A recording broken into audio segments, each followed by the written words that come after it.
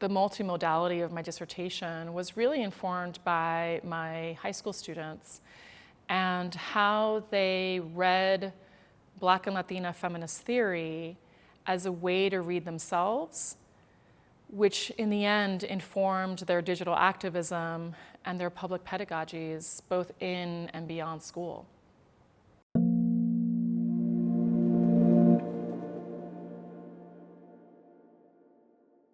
My dissertation was about my feminist pedagogies in teaching in the high school English classroom. So what I was trying to do was create a dissertation that reflected the work I was doing as a feminist teacher. And because I couldn't document 26 years in 5 chapters, what I did was I wrote a 3-article dissertation. And in the first section of the 3 articles, I wrote about the critical feminist pedagogies and theories that I drew from as a teacher, mainly Black and Latina feminist theories, intersectionality, and then how I use those theories in the classroom, both as texts in the classroom and theories in the classroom, and also as like stances that I took in the classroom. So feminist stances, transformative justice stances, and how that informed the way I taught and the way I related with students and the text I was teaching as an English teacher. And then in the second and third sections, I was writing essentially about what we see behind us, which is this feminist digital archive of blog posts that my students essentially created over the course of 12 years. And during those 12 years, my students essentially used the feminist theory that we were reading in class to read their sense of self, their identities, their multiple identities, the ways that they were looking at the world, the issues that they cared about. And then they transformed that into these blog posts by taking up issues that they really cared about. For example, sexual harassment or trans identities or election cycles that were going on during the time that they were in high school. So the archive, well, it's now an archive of blog posts behind me are essentially all of the digital activism that my students did over those 12 years. And what I tried to do in the dissertation was highlight 2 different students and their writing on this site. One of them was a young person named Darielle and her exploration of Black trans femme identity. And then in the other piece that I wrote about Lulu, where she's examining how she reads Black feminist theory to speak out about sexual harassment at school. And what I was sitting with a lot of the time was what I perceived as my teaching of theory and how I wanted my students to take up those theories to read their identities and the world around them, and then how they interpreted that work was often similar, but then also different. And I think that the moments where there were differences or different interpretations of what I was doing as a teacher and what they were doing as students and what they were sitting with in terms of reading theory allowed me to say, wow, my students continue to teach me what feminist pedagogy is, and that it's not always this fixed thing that I have in my mind, that it's always multiple for them and it's multiple for me. And it's not something that I can kind of like pin down as one thing, which is when you think about what Bell Hooks defines as feminist pedagogy. Like, Black feminist pedagogy should be an engagement with theory as a way to engage in like self-actualization processes and examining your racial, gender, sexual identities, and the ways in which you also look at your own well-being, your own experiences of trauma, your own educational trajectory, like all these things she wants us to unpack. And that's essentially what my students were doing in the high school English classroom, which was reading theory to move through these processes of self-actualization, which is a lifelong process, right? Like 1 semester of an elective on women of color feminisms is not going to get you self-actualized. But it's going to start a process and a journey, I hope. So Darielle is an incredible sex educator in public schools now in New York City. bringing a super powerful Black trans feminist lens to sex education. Beautiful. That's like the dream, right? And then Lulu is now an early childhood teacher working at a local school here in New York as well. And she also brings her understanding of gender, of race, of Black feminism to the way that she does her own feminist pedagogy with children.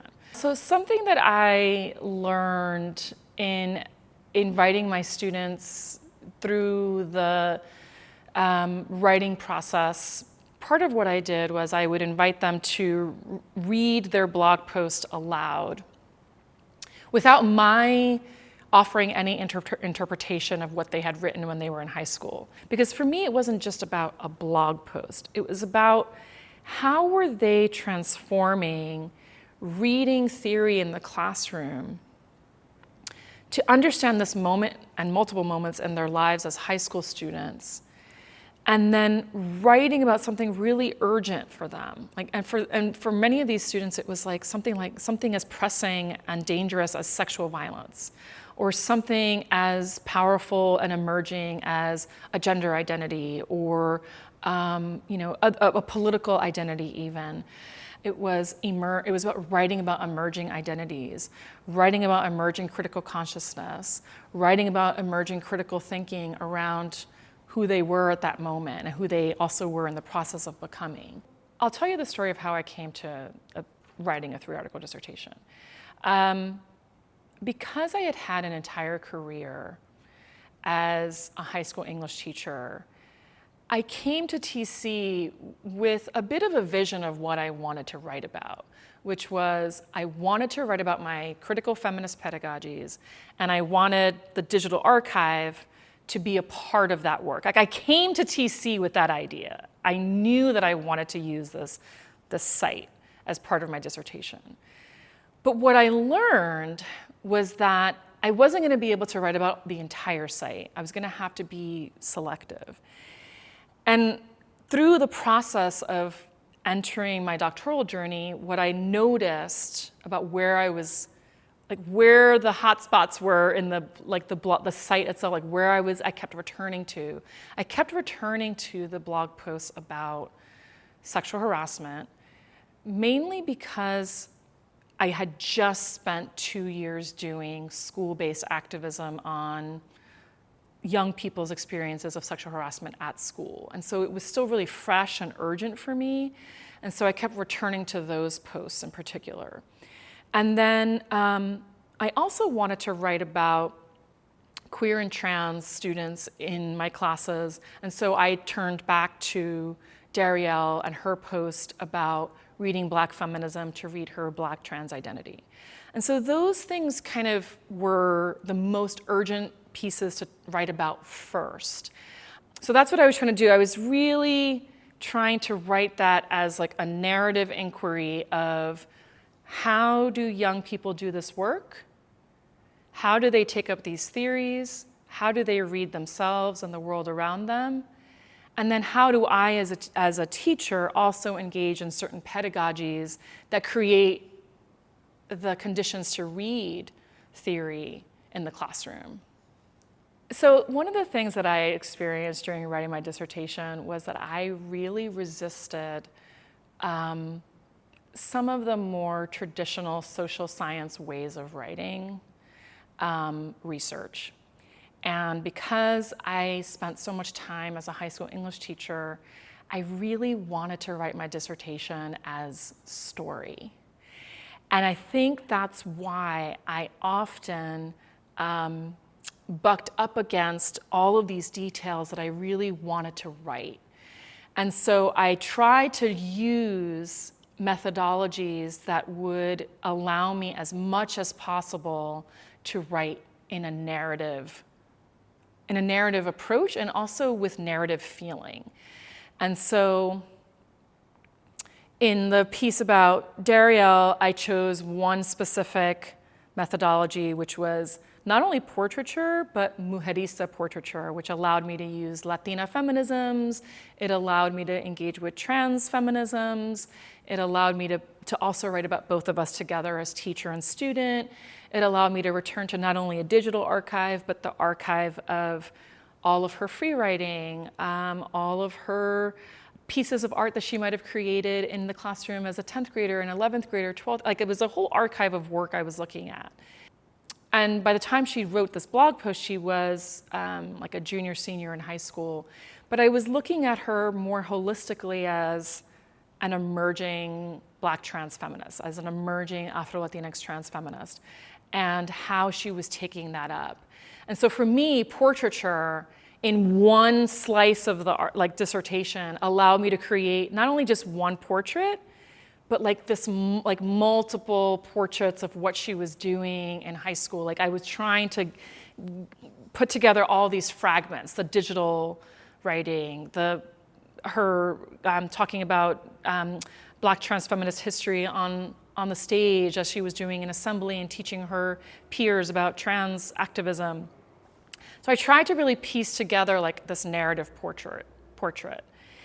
And then in the third piece about Lulu and Me Too activism, I decided to take up Sarah Ahmed's idea of feminist pedagogy of complaint, and her idea that when young people and students in general, but particularly young women, complain about sexual violence, what they wind up coming up against is like wall after wall after wall, and like it could be the silencing wall of, we don't want to hear about your experience of harassment.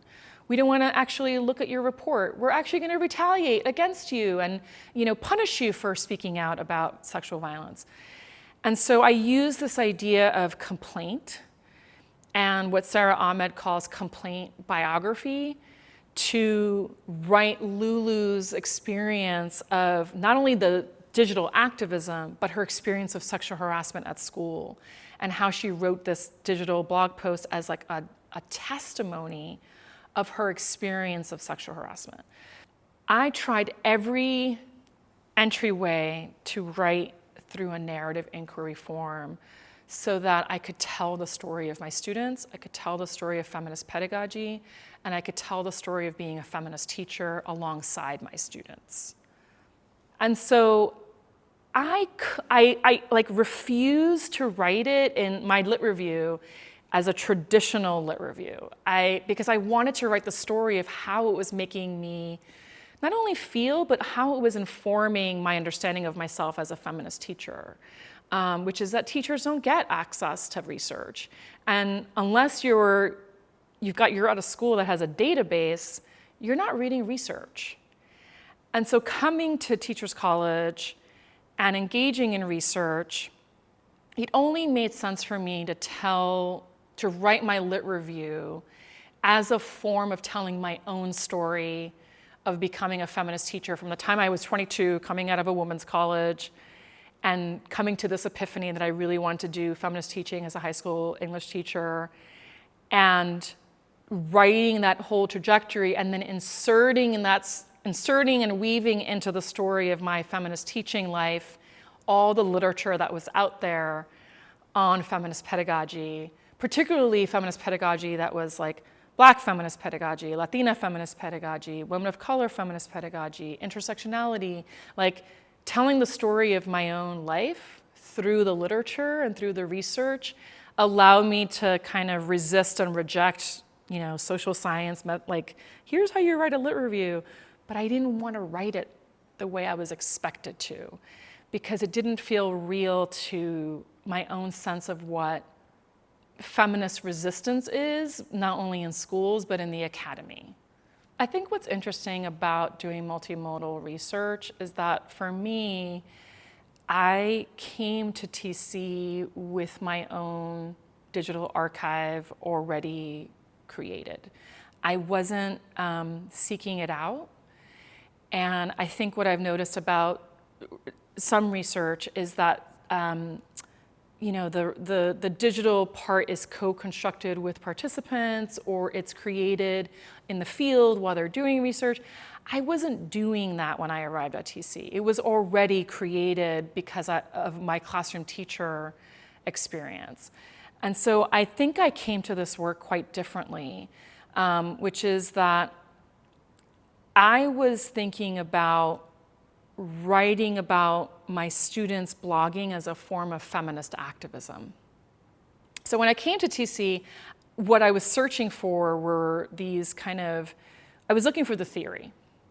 I already knew Black and Latina feminist theory, but I didn't know how to always think through writing about it as in the form of a dissertation. And so I had to seek out other researchers who were already doing that work. Like for me, it was about returning to the archive of my feminist teaching and my students' feminist, like literally the story of their coming to feminist critical consciousness together. Like we did this work together.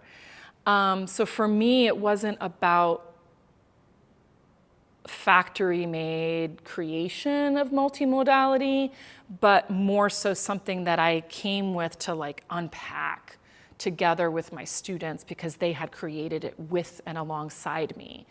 So for me, I think the advice I would give is, what's the story you want to tell through your research that actually means something to you, rather than it being something that you think needs to be manufactured for the sake of the academy? Because then it won't mean something to you. Like I felt a lot of feelings writing my dissertation. I felt anger, I felt grief, I felt joy, I felt pride, I felt so many things. And I think it's because what I was writing about was a reflection of my own engagement with 26 years of teaching, and I don't think you can manufacture that. And one of the most important images, I think, that I often use is this one that you see here with the girls with the fists in the air. Part of what we were doing in this assembly, you can see that they have paper in their hands. That's the script that they used to do this assembly. And they wrote that script in my feminism class. And this was the assembly where they essentially called out that the school that they were at did not have a sexual harassment policy. And if there's anything that taught me about multimodal work, it was this moment, which is the students wrote this poem. They got up on stage, they put together slides on the stage to show their sense of urgency around addressing sexual harassment. They put their fists in the air, they used their bodies, they used their voices, they used their actual experiences. And then they got on this blog and wrote blog posts, right? So like at every stage, we were moving from theory to praxis. And they were doing that with their voices, their bodies, their writing, the assemblies, the blogging, the speaking out. That is multimodal work. Yeah, I think something we learned during our doctoral journeys, whether directly or indirectly, and I think it's a combination of both, is that we want our work to be cited, our research to be cited. And particularly those of us who go to places like Teachers College, we're trained to write research in the form of articles, in the form of books, and we're trained to kind of want and desire even certain citation practices where they're citing our names, they're citing our research, they're drawing from our work. So I think that's one way to be cited that I think is very much valued by the academy. I think one of the most important citation practices and experiences we might have is if teachers actually looked at our work and returned to their classrooms and their students and actually draw from our work, because ultimately what we're hoping for is more justice in our schools, in our systems, in this country, in ways that are major interventions against, and I think major interventions against violence, all forms of violence. It could be racial violence, it can be sexist violence, sexual violence, homophobic violence, transphobic violence, all these forms of violence. Violence against immigrants, being taken off the street, right? Like so many forms of violence that we see, even book bans as a form of violence, curricular bans as a form of violence. Like there are so many forms of violence we're up against right now.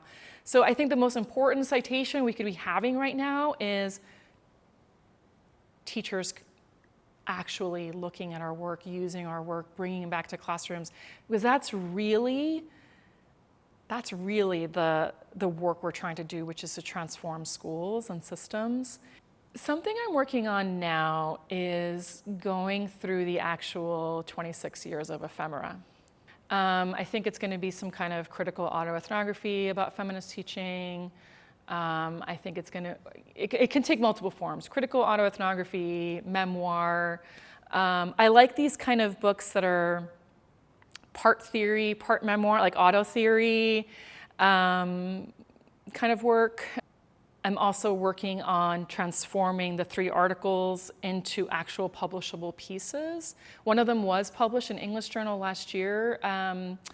It was the piece is what is the future of English as feminist. It's basically the first article in the dissertation, which is about my feminist pedagogies. So, and like what does it mean to teach Black and Latina feminist pedagogies in the English classroom? And I purposely published it in English Journal because I wanted it to be a teacher-facing journal that a teacher would actually read. So I chose that journal to publish the first article in.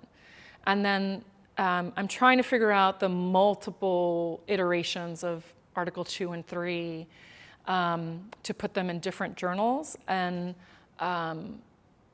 hopefully they wind up in journals that are within the English education field, because I think it's important to contribute to the next generation of English teacher educators who want to bring feminist pedagogy into schools.